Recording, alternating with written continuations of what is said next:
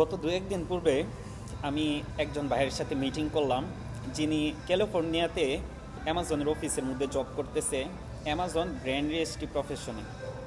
তো তার সাথে যোগাযোগের থ্রুটা ছিল ইন্ডিয়ার মধ্যে আমার একজন শুভাকাঙ্ক্ষী ভাই আছে, মাহফুজুর রহমান ভাই। তো উনি বলতেছে যে সেলিম ভাই, আমার এক ছোটো ভাই ক্যালিফোর্নিয়াতে অ্যামাজনের অফিসে জব করে।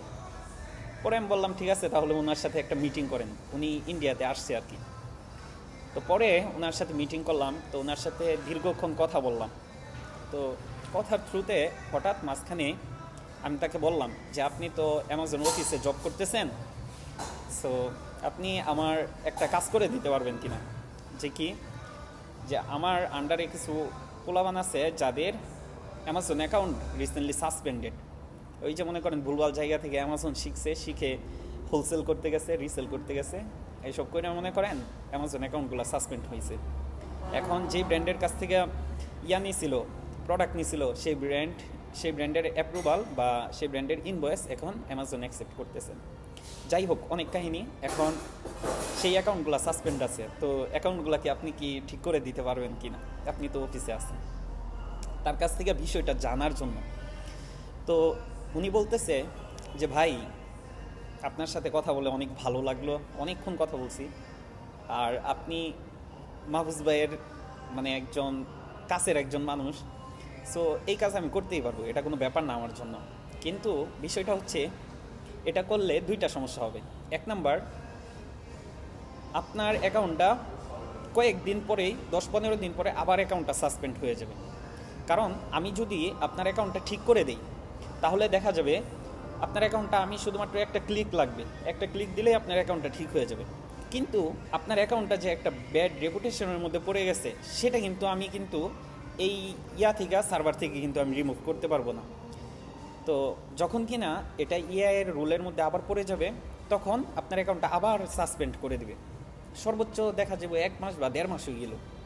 কিন্তু যদি আবার সাসপেন্ড করে, তখন কিন্তু আমি যে অ্যাকাউন্টটা অ্যাক্টিভ করছি, এটা কিন্তু অবশ্যই আমার নিজের যে আছে, ইনফরমেশন আছে, এটা দিয়ে কিন্তু অ্যাপ্রুভ করতে হবে। তো তখন দেখা যাবে আমার চাকরিও চলে যাবে।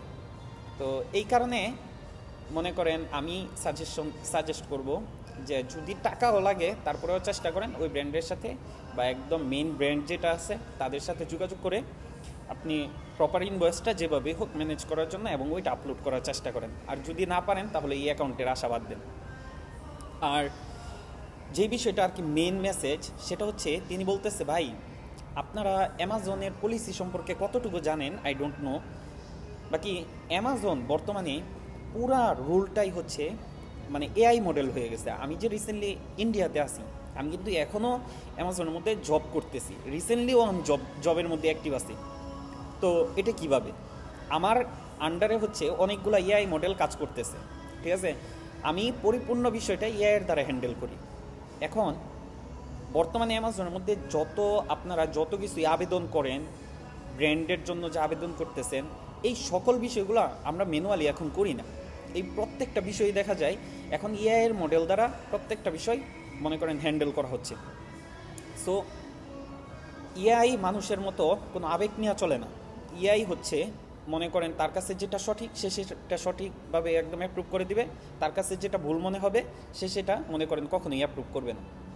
তো এই হিসাবে আমি বলবো, আপনারা যারা অ্যামাজন বিজনেস করতেছেন বা আপনার একটা ভালো নেটওয়ার্ক আছে, আপনি আপনার নেটওয়ার্কের যে লোকগুলো আছে তাদেরকেও বলে দেবেন যে অ্যামাজন বিজনেস এটা কোনো সাধারণ ছেলে খেলা না।